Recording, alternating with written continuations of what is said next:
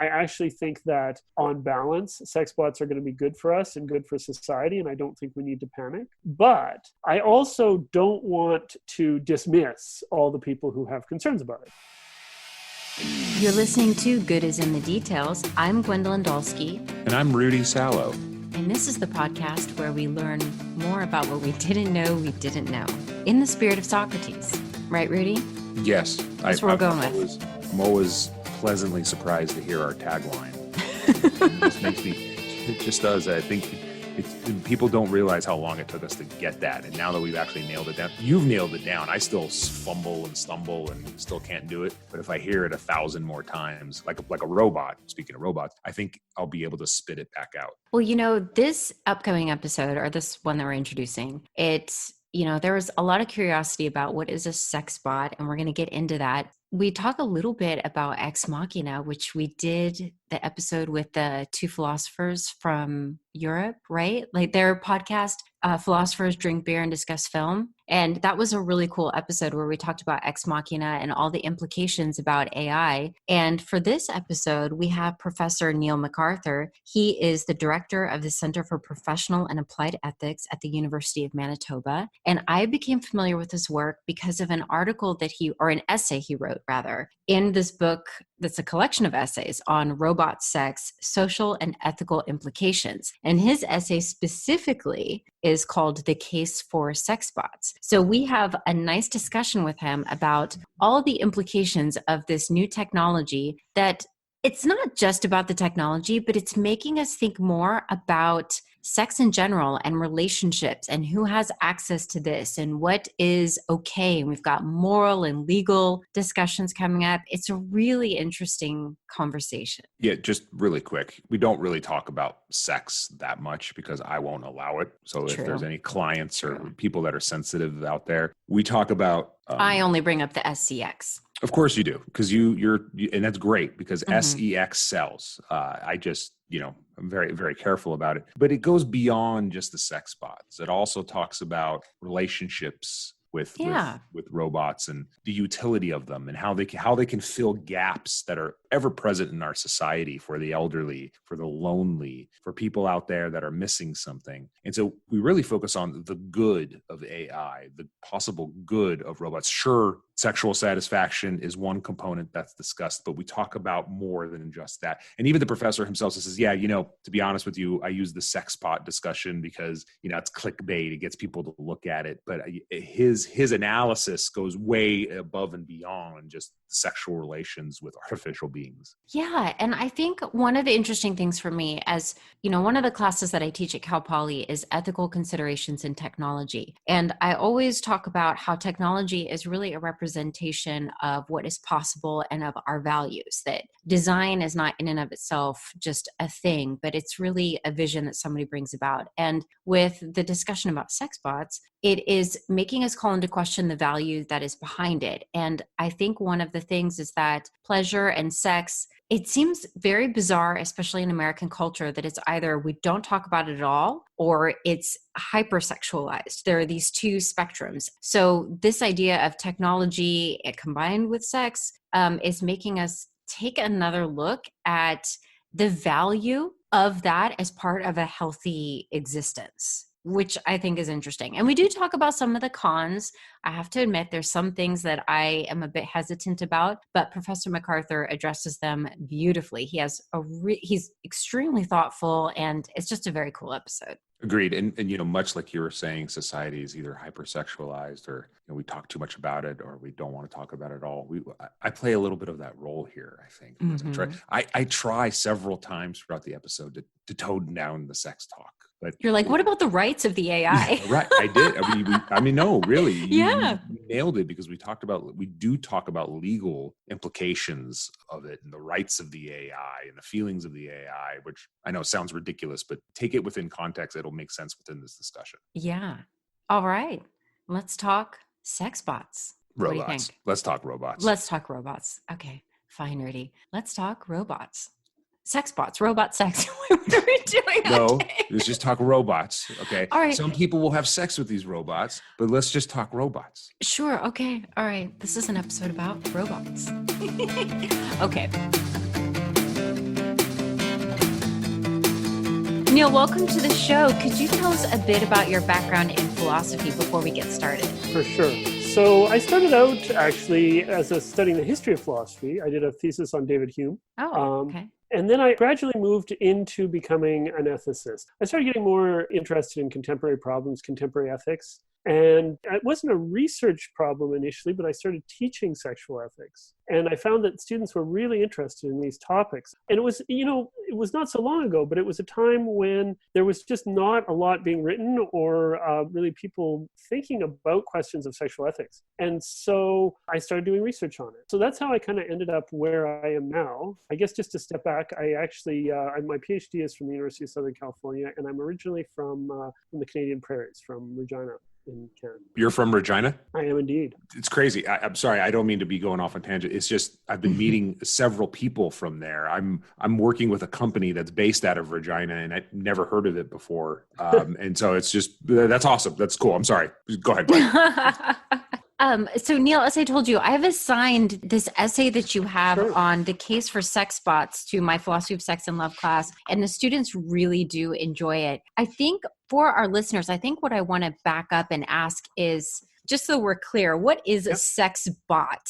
And then how does philosophy come into the picture when we're talking about sex bots? Well, so I should say, by the way, I think that the ethical issues actually go a little bit beyond sex bots to include things like virtual reality and so on. I think you can touch on a lot of the same issues. But I will say, for the purposes of definition, a sex bot is basically something that has some kind of physical incarnation that you can interact with physically. I don't want to be more explicit than that. And it does have some kind of artificial intelligence. So it's more than a doll. Okay. It's more than Siri, and it's more than a doll. How about that? It's got a little bit of both. It's got some body and it's got some mind.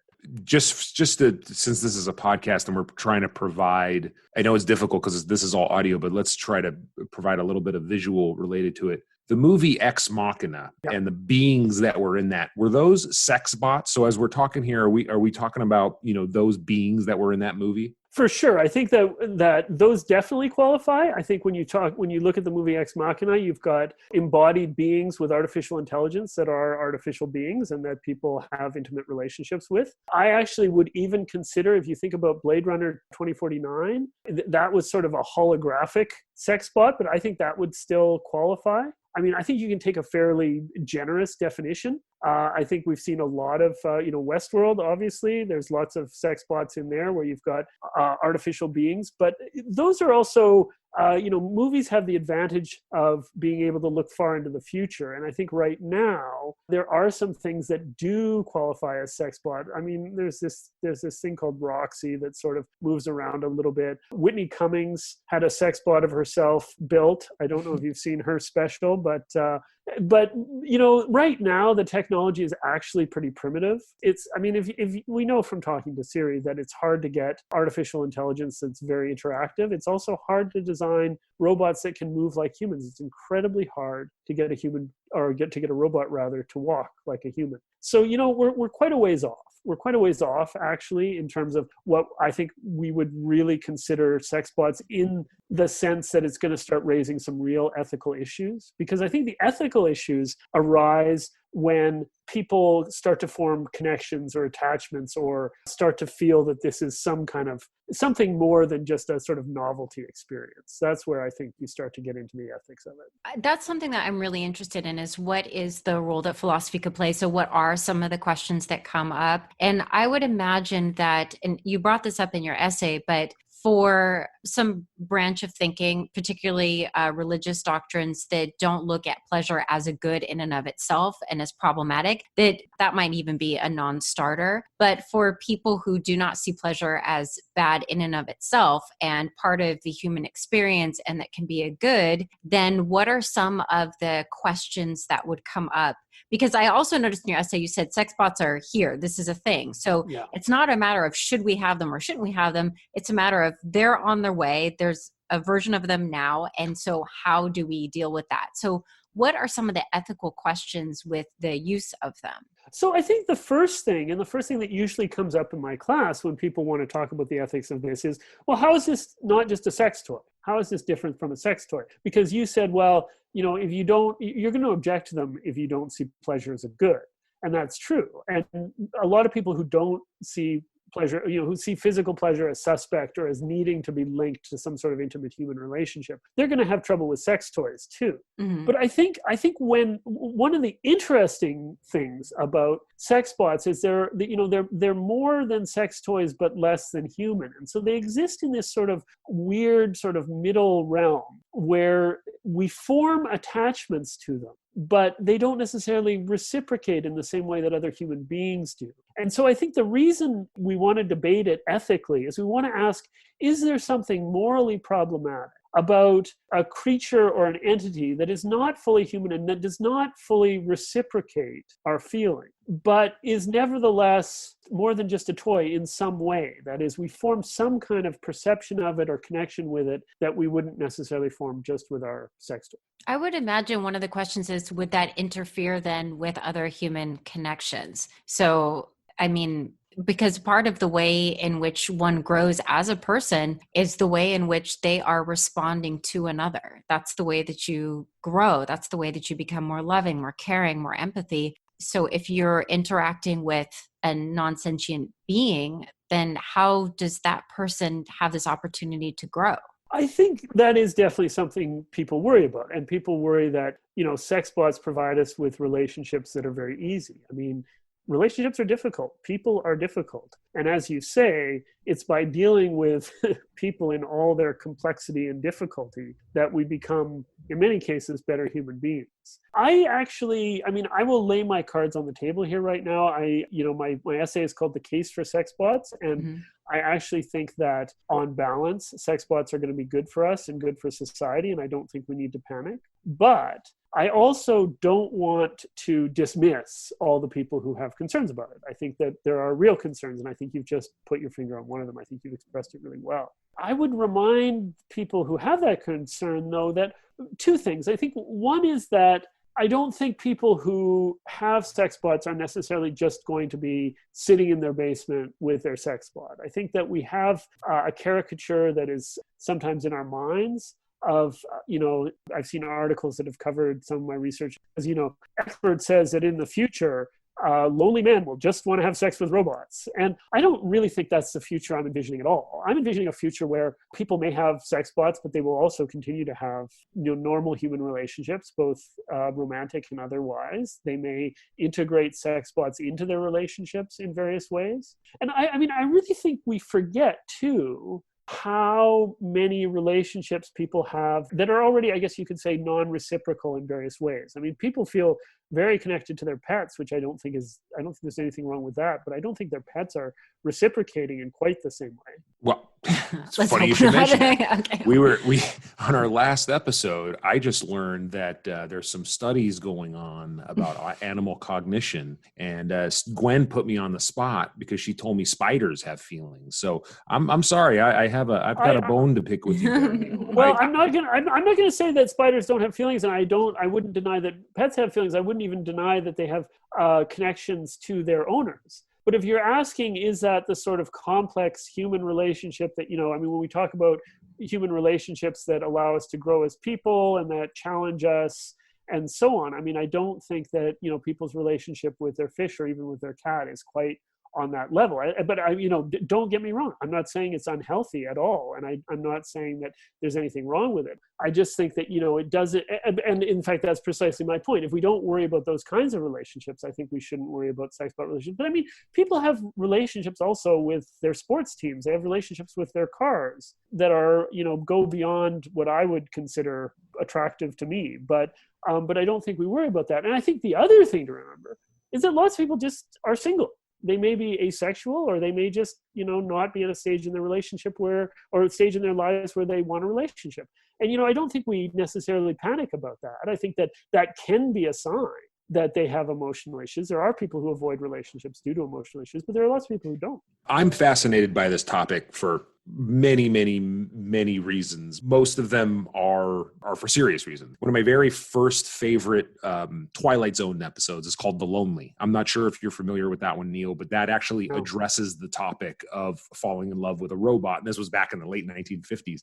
In fact, it was the first Twilight Zone episode that was ever filmed. So it was the OG episode. And so this topic of the relationship between human beings and robots has been explored, going on for forever. And as a Twilight Zone geek, guy, fall in love with it. You said you think that this relationship could be a good thing, and you touched upon there are a lot of single people out, and there's a lot of elderly people out there. And what I have been seeing and what I've been studying with the future of AI, not only just the future but the present of it, there is some hope that for the elderly that are alone and they may have some mental incapacity issues, the answer very well might be a robot. So I'm trying to divorce the sexual aspect of it. I know we'll talk more about sex with robots, but I'm more fascinated with the topic of falling in love with a robot, kind of like what you were saying, and whether or not, what are the ethics of that?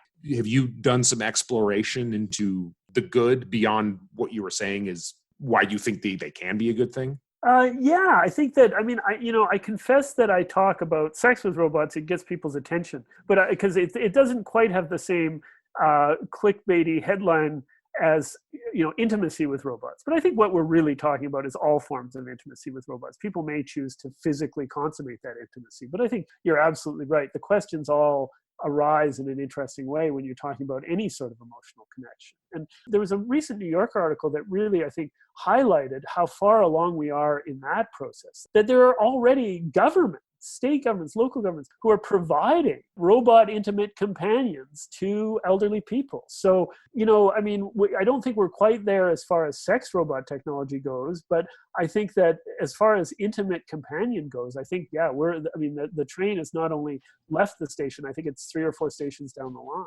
I think one of the interesting things is that this question is also forcing us to talk about the function of sex. Sorry, Rudy. So I'm gonna go to the sex part. I'll go ahead and be quiet. Right away. Yeah, Neil. Just see, it's not a running joke on this show. It's just sometimes I don't host this show if the topic gets too sexual, because I do actually have a day job with clients that care about that. So Gwen, just reminding you that I do still have a day job. So just yes, I will. Be careful. Don't worry. I'll leave out the good parts. So, but I think that what this question is having us examine is the role of sex in our lives. And that's what I think is really interesting, is that it's not so much about the sex bot, but it's forcing us with this technology to think about, what is the role of pleasure? And that not only that, but for a long time, because of the role of religion in people's lives, that we have associated sex with a committed relationship and with the purpose of having children. And it has not been viewed as having these other potential qualities, as good mental health, as a way to, get a good night's sleep, as a way to connect with somebody, or as a way to just experience that pleasure, that there's all of these benefits from the orgasm for both men and for women. And that's what I think is probably maybe culturally one of the issues, is that we're going to have to take a look at sex as not just having a function of having children, but as a function of living in a healthy and loving and exciting and pleasurable manner. I think that's dead on. I absolutely take all those points. I think that was really beautifully put. And I think another thing, there's quite a long sort of history of discussion in the philosophical literature about sex and reciprocity, about whether it even counts as sex if there isn't another person who's involved in an equally intimate way. So there's some people who just say that if you're just seeking physical pleasure, you're not even really having sex. They kind of want to define pleasure not define pleasure out of sex, but define sex in a more limited way, such that the pure pursuit of pleasure doesn't even really count as true sex. So I think that one of the things that's helpful is to sort of push us towards understanding just how wide a scope there can be for, sexual, pleasure and sexual pursuit. I'm starting to wonder, is there a difference between the appeal of the sex bot for genders? Does that register at all? It does for sure. I think it's really important to talk about the way in which this conversation has become gendered, because I think that right now it's mostly associated with men. And I think that's just because of, the way that the technology has gone so far. So the companies that are designing them right now are mostly designing them to look like, mostly designing them to be female, and mostly designing them to look like this very stereotypical version of a woman, which is, sort of Kate Devlin uses the term pornified fembots, right? Like they just look like these ridiculous porn stars. And I think that that's a real shame, because I think that when you look at sexual technology more generally, to include sex toys, it's mostly women who use sex toys. I mean, women already have, I think, a very healthy and positive relationship to sexual technology. And so I think that if you design the technology with women in mind and in a way that is actually responsive to their needs, I think that this ceases to be such a sort of loaded issue as far as gender goes. And I think that requires us to think more imaginatively, because not only does that might mean that, we design more male sex bots, we design more sex bots of women who don't look, like these ridiculous porn stars. And I also think it may mean that we want to start thinking beyond gender and start thinking beyond even sort of, anthropomorphism. There's people working on all kinds of really imaginative designs for what you could broadly call sex bot technology that aren't even human in any recognizable way. There's one kind of crazy idea that was for this device. It's just sort of these pillows that just kind of wrap around you and give you this full body sensual experience. And I think that, if we start thinking in those kinds of more imaginative terms, then I think we can stop just thinking of it as being not just designed for men, but designed for a certain type of man who wants this kind of porn star in his closet. And I think then we'll have a much healthier conversation. Yeah, I think something that was on my mind, it actually is, I'm thinking about the explosion of pornography, the accessibility of it, and how it's, just all over the internet. And we really have to have discussions about it for younger and younger children, because if you don't talk about it, then they will find it first at younger and younger ages. And one of the things that has happened when it comes to pornography is that because it's all over the place and it's actually getting to be more violent, that pornography, instead of assisting a relationship, it's actually replacing relationships where people cannot get aroused in the regular type of intimate setting because they have been exposed to so much pornography. And so I'm wondering, with the sex bots, if they're looking like this pornographic image of a woman, if it wouldn't make it more difficult then to go into the real world and to actually experience intimacy with the women who, has a body with all the jiggles, with all the imperfections. And if it would be difficult for somebody to be aroused because he's been accustomed to objectifying or reducing a woman to just that thing. Yeah, I don't think you can talk about the ethics of sex bots without talking about the ethics of sex bot design. Okay. I think that, and I think that we can actually apply some of the lessons that we've learned from pornography, both positively and negatively, because I think you're right. I think that we've seen a lot of pornography promoting a very sort of unhealthy view of sexuality. And so I think that we can learn from that not to make the same mistakes. And I think what we've learned about pornography is that it can be a very positive contribution towards a healthy culture around sexuality if we involve the right people and if we follow the right principles. So, if you actually involve women in the making of pornography, if you make sure that you have diverse voices that are included, that you include people who don't just look like a single ridiculous body image, that you can create an entirely different kind of pornography. And I think that we can learn those same lessons when it comes to sex bot design. We can involve people of not just women, but people of different genders, people who are non-binary, people of different body types, and so on. And I think that if they're involved in the process and they see themselves reflected in the process, then you can have a completely different kind of technology. That's so interesting. You'd mentioned that there were some legal issues. I know you're interested in the moral issues, but what would be a legal issue? Well, I mean, one of the things that I think is really interesting is what you do about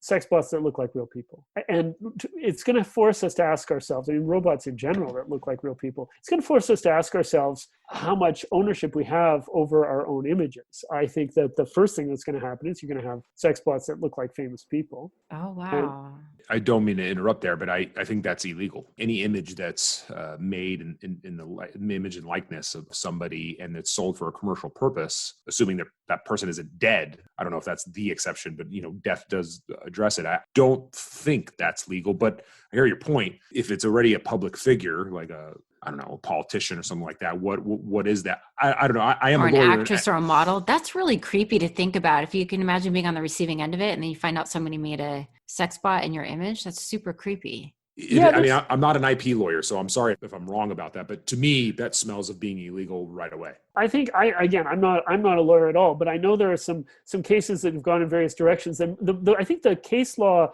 that would end up applying is probably the precedents probably are what we've seen around video games. Vanna White sued a video game maker. There was a football player who sued a video game maker because they included them in one of their video games. And I think you've had some different kinds of decisions. And then there was actually a Steve Jobs doll or a bobblehead or something where Apple tried to shut it down. But I think we're going to get into some difficult gray areas. And I think we're going to have to figure out, it's going to depend a lot on how it's marketed and how much it looks like. I mean, if it just coincidentally looks a bit like Brad Pitt, I mean, what's going to happen? So, and then I think there's going to be, private people. I mean, the people are going to make bots that look like their exes. And so I think that, I think we're going to have to maybe think a lot about what our laws look like going forward. That's for sure a legal question. I think we're also going to have to ask what is going to be the age at which we allow people to have these kinds of robots. I think, we have already different ages around consent to sex, but I don't think we have much case law around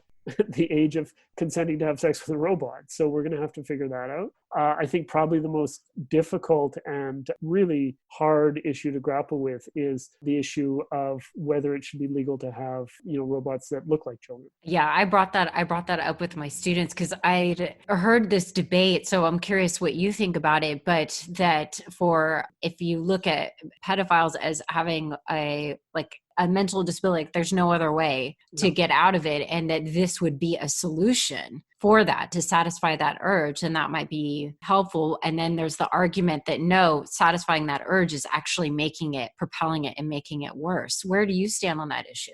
I struggle with it because I've looked at a lot of the research, and unfortunately the research just goes in every different direction. I don't think there's one sort of conclusion that people can draw. I would say at the very least, if we are going to make it permissible to do this on the view that maybe it will help people with pedophilic urges, I think that we need to make sure that it happens in a regulated environment. I don't think we just want to put that out there in the open market. So you would want it, for instance, to be part of, a course of therapy. You'd want them to be under the supervision of a therapist, and you'd want to have some ongoing observance of what the effects might be. I don't think we just want to throw these out into the world and kind of see what happens, because I do think there's some real risks for sure. I think also, apart from the risks, I think there's what you might call some symbolic harms. I mean, I think that a lot of people would find it very upsetting just to know these are being sold and being distributed. And I don't think we want children knowing that. We don't want children being on the internet and finding for sale some sort of child sex bot. I think we want to, make sure that we protect them from that. So I think, at the very least, we want to really control the distribution and use of them. Is there a country that is ahead on this issue where you can see that this is going to be mainstream first, a culture that's more accepting of it? Of sex bots in general? Yeah. Yeah, for sure. I think Japan tends to be at the cutting edge. They already have sex doll brothels that apparently the hourly rate is the same as for a human sex worker. And they also just are sort of, they're more comfortable with technologies and with these kind of, I guess you'd say, parasocial relationships with technology. You hear about them having these relationships. I mean, they've had Tamagotchis forever before we did. And people just seem to have, a comfort with having some sort of relationship with these artificial beings in Japan that is interesting. I also think that for whatever reason, I guess it's just, they're a very tech savvy society, but the Russians seem very interested in this issue. And so I notice a lot of coverage of this in Russia, and I notice a lot of people seem interested in it. So you're in Canada. What is the feeling there about it? So I will say by contrast. So I think in the U.S., I notice a lot of the coverage tends to be a little bit sensationalist, and I think in Canada we're maybe a little more just staid about all these kinds of conversations, which is maybe good. I think that we're maybe a little more comfortable talking about sex and technology, but I wouldn't want to get too arrogant about it. I think that we're not that different than the United States, I would say. I mean, I get the feeling people are interested in this. They think it's a little weird. They think some of the issues are fascinating, but I can't say I'd notice a huge difference between Canada and the US. I just keep thinking about the reciprocity and I don't think of it in terms of right or wrong. I'm just thinking that that's part of what would make a sexual interaction good, is that kind of a connection. That's just personally, is that interaction with somebody. I don't think that I could ever close myself off from the emotion. Or I've also read that women tend to, part of the turn on for women sexually is when they are desired. And so it seems hard to get a robot to do that, because women, of course, are different when it comes to being turned on. Sorry, Rudy, am I getting too close to what we're not allowed, the clients? No. You're fine. Trust me. I'll hang up when that when that happens. I will drop the call. Don't worry about it. But then I also think, it's something else that you've brought up that I thought was really interesting, because I'm in a different position than, let's say somebody who has a disability and sex or relationships is not really part of their life, but you don't want to deny somebody this experience of pleasure, and that the sex bots would be almost humanitarian in that sense. What do you think? I think that's a really good point. I think that, it always amazes me that we talk so much about, and rightly so much about various kinds of inequality. We talk about inequality of income, access to education, access to healthcare. I mean, inequality has become such a part of our conversation. We don't talk much about inequality when it comes to access to sex. And I think there are huge inequalities when it comes to access to sex. I think depending on people's life experience, depending on their geographical position, I think about the S-Town podcast about that poor guy who was, this gay man living in the middle of nowhere in where was it, South Carolina, where he just had no hope of meeting partners. I mean, lots of people, but there he was taking care of his mother. I mean, he was living in this town doing the right thing, and it was making him so lonely that, it was tragic. And so, there's lots of people who are just, there's lots of people who aren't beautiful people living in New York and Los Angeles, right? There's lots of people who are cut off in all kinds of ways from sex and intimacy. And so, I think those of us who are in relationships or who have access to relationships can kind of forget how much inequality there is. What is another, let's see, we've talked about some of the possible moral and legal problems. From your research, what are some other benefits or good things? I mean, since you make the case that they are here and this is something that we're going to have to deal with, what are some other positive things about this? Well, so one of the things I don't think we've talked about yet is just how these could potentially be integrated into people's relationships. Mm-hmm. I think that, we talk a lot about how they could threaten to undermine people's relationships, but I also think they could potentially strengthen people's relationships in various ways. I think that there's almost in any relationship, there's going to be some period where one of the partners wants more sex than the other, and that can cause tension. I think any sex therapist will tell you those sorts of desire discrepancies cause all kinds of problems in relationships. People often have affairs out of a sheer need for variety. And so I think having a sex bot as part of the relationship might help that, might help some of those issues. People sometimes want to explore outside the relationship, not because they're happy with their partner, but because they may want to experiment with a partner of a different gender. There's people who may be interested in things sexually that their partners aren't interested in. They may be kinky, their partner's not kinky. There's a million ways in which partners can have certain kinds of incompatibilities or tensions that simply having another outlet, having another entity in the relationship that is, able to satisfy certain kinds of needs, I think can be really helpful. I think that you could even have relationships, where partners want to be together or stay together but where sex is just not really on the table at all. For instance, you could have a marriage, whatever you want to call it, between a gay man and a straight woman who believe that, they'd make wonderful parents together and would have a great partnership. But if they decide to be in a relationship, they're going to be celibate for the rest of their lives. So, I think that sex bots have the potential to make different kinds of relationships even possible. And so I think all that is really exciting. Yeah, I think, again, one of the things that the discussion about this technology is making us have this conversation and putting sex and intimacy as a value. And I know in American culture for a long time, it's just kind of been shooed away. We don't want to talk about it. A lot of schools still teach abstinence only. It's just something that is just not talked about. It's not respected as a part of the human experience, part of what makes life good. Yeah, I agree. I mean, I think at the end of the day, the first argument in favor of sex bots is that they will lead to more pleasure in the world, which I think is ethically a good thing. It didn't. Wait, I'm looking at your essay. Did you say something about how people make more money? People would trade if they could have, I think it's something like 50,000. People would rather make $50,000 a year less if they could have sex once more per week. Yes. I'm going to read the line. One study has concluded that for the average person, increasing the frequency of sexual intercourse from once a month to at least once a week offers as much additional happiness as an increase in salary of $50,000 per year.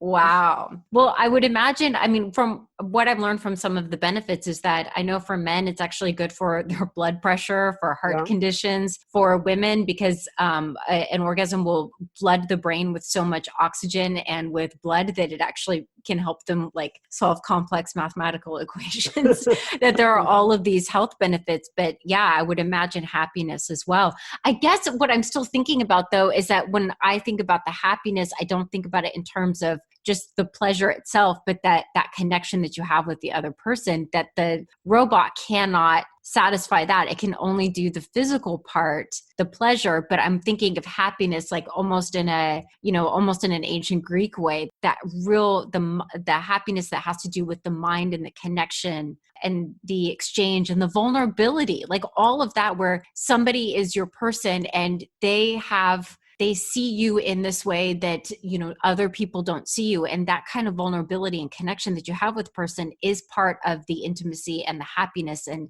being relaxed and being yourself. Yeah, I wouldn't deny any of that. I think that all sounds wonderful. And I think that most of us are seeking that most of the time. But I do think I think it's interesting what you say about this sort of Greek ideal of flourishing. I mean, one of the things I really like about Aristotle is he said, well, happiness involves a lot of different things. There's no one thing that's going to give you happiness. You need friends, you need a decent job, you need a long life, you need, your kids not to hate you and all these things, right? And so if we look at happiness in that kind of broad, complex way, we can see that, well, maybe having an outlet for physical pleasure is just sort of one sort of aspect of that for many people that will be integrated into a broader vision of what a good life really is about.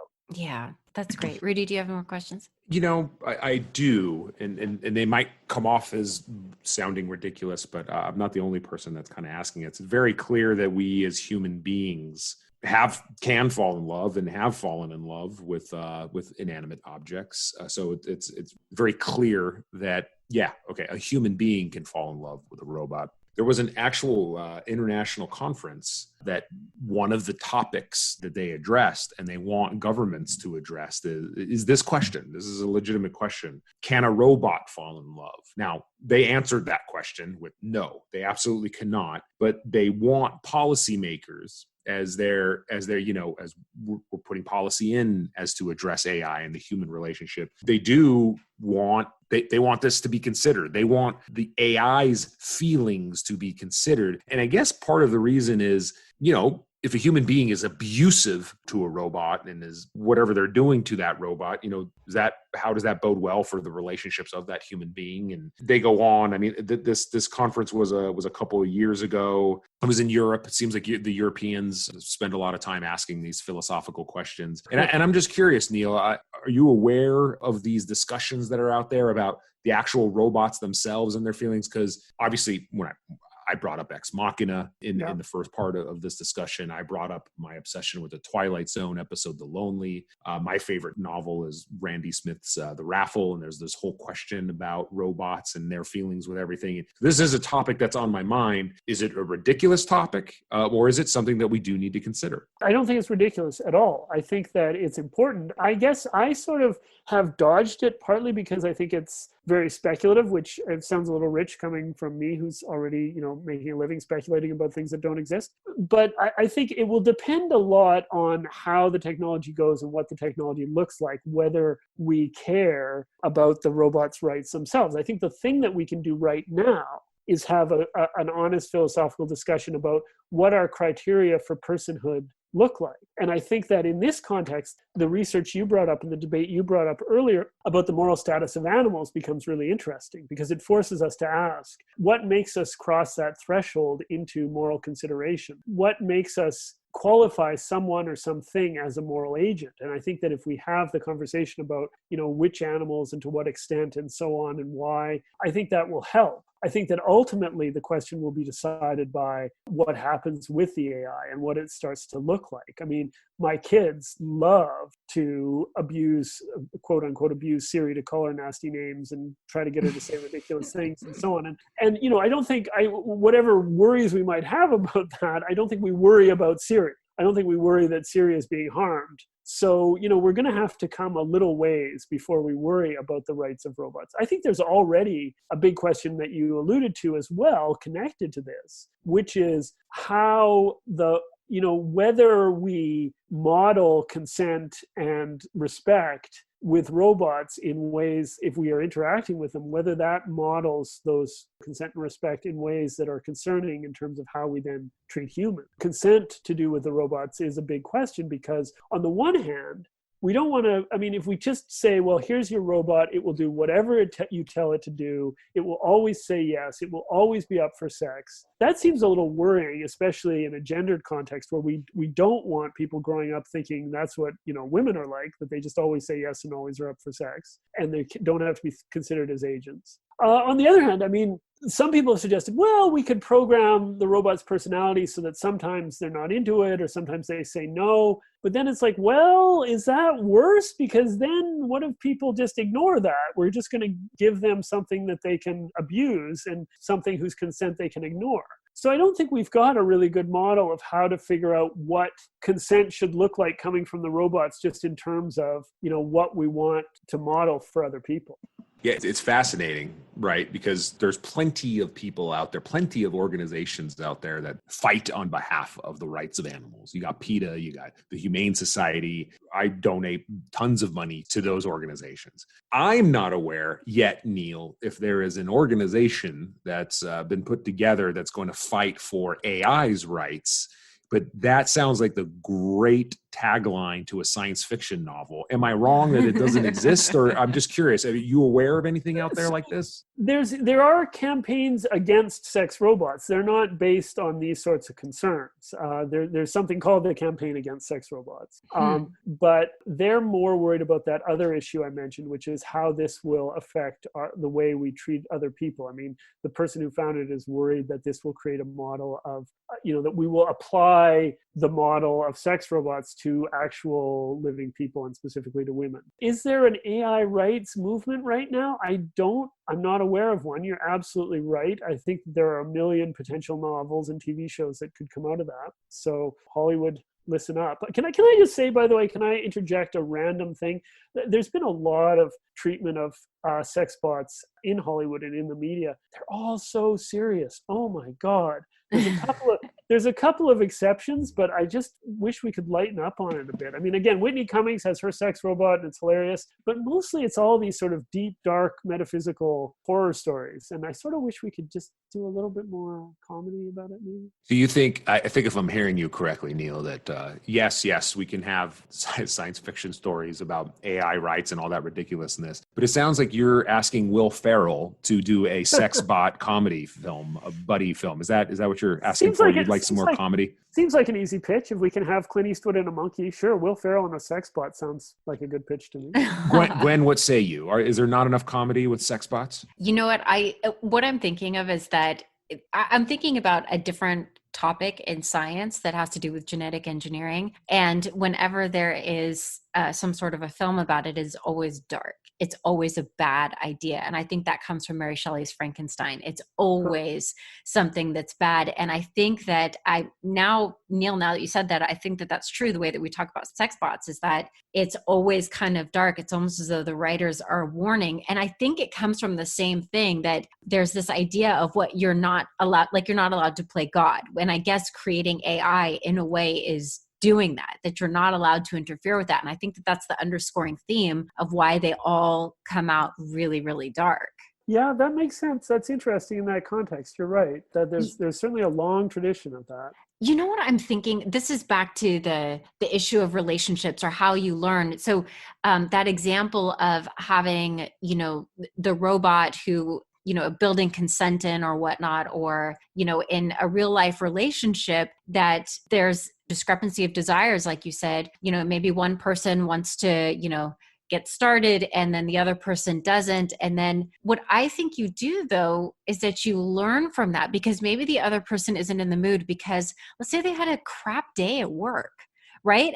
Or maybe you've said something and you hurt their feelings and you were unaware of it. So it's like that moment of relating, of saying like, hey, baby, let's get started or whatever. And then the other person declines, is actually an opportunity for you to learn. Maybe you weren't being a good listener, or maybe you were being a terrible partner, and then you grow from that. But if you just have the sex bot, then there isn't that opportunity for learning more about yourself. I mean, maybe I can tie in a couple of themes that we've talked about, because you already sort of talked about the limitations of sex education as it exists right now, maybe especially in the United States. And I had mentioned that a lot of the concerns about sexbot come down to design and making sure there's ethical design. I mean, I think there's a lot of potential to have sex robots that are educational in various ways, that teach healthy notions of consent, that teach, all kinds of ideas about sexuality, and, maybe teach healthy body images and so on. I think if we design them right, I think we can turn that concern maybe a little bit on its head.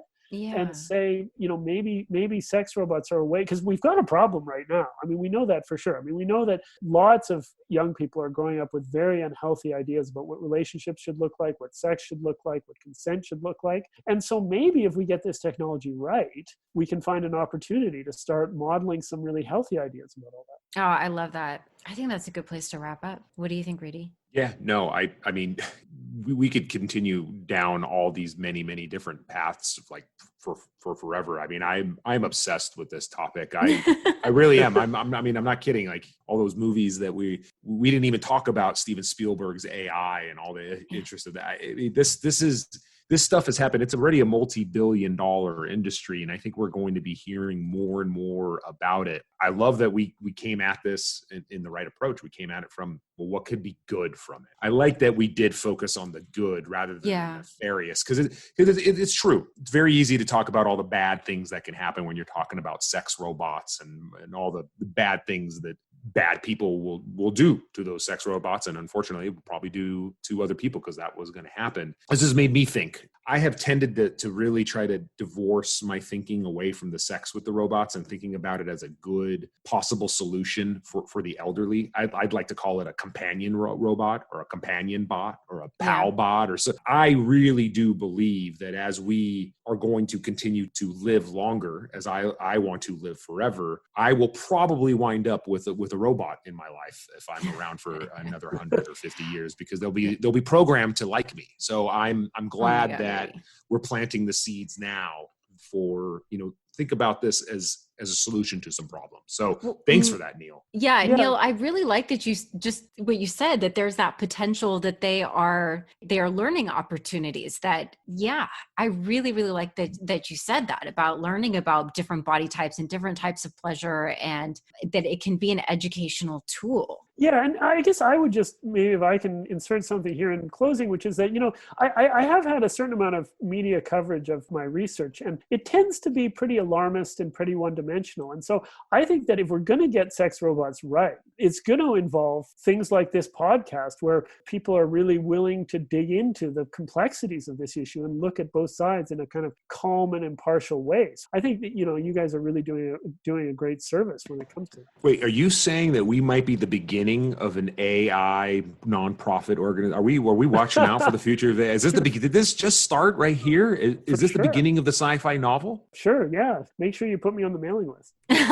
Gwen, I got a business proposition for you. Okay. We got to talk about this. We'll get Neil on our board of advisors. It'll be perfect. That's awesome. Neil, how can people get in touch with you? Well, I do occasionally go on Twitter. I'm at Moral Lust, and there's certainly also... How is that handle available? That is like the best handle ever. Yeah. So, and they're welcome. NeilMcArthur.com is my website. There's a contact form on there. They can see my published work, some of my other interviews, and yeah, they can just reach out. Oh, that's great. I'm going to link that in the show notes. Thank you so much for your time. This was just really a delight, and I'm definitely sharing this interview with my students after they read your essay. It's just really, really lovely to talk to you. Well, that sounds gret. Thanks so much. Thank you. Great, Neil. Seriously, man, I hope we can have you on again. I think that robots and sex with robots, I really believe that we're going to be talking about this topic a lot in the future. So it's awesome that we have an expert on it. So thanks. Thanks so much. All right. Have a good day, Neil. Thanks. Bye-bye. Thank you so much for listening. Check out the show notes to learn more about Neil's work on the ethics of sexbots. And if you'd like to support the show, we're on Patreon at patreon.com/goodisinthe-details. We have good extra stuff there.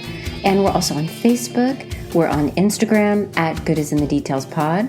And if you'd like to sponsor a show or get in touch with us about advertising, goodisinthe-details-pod@gmail.com.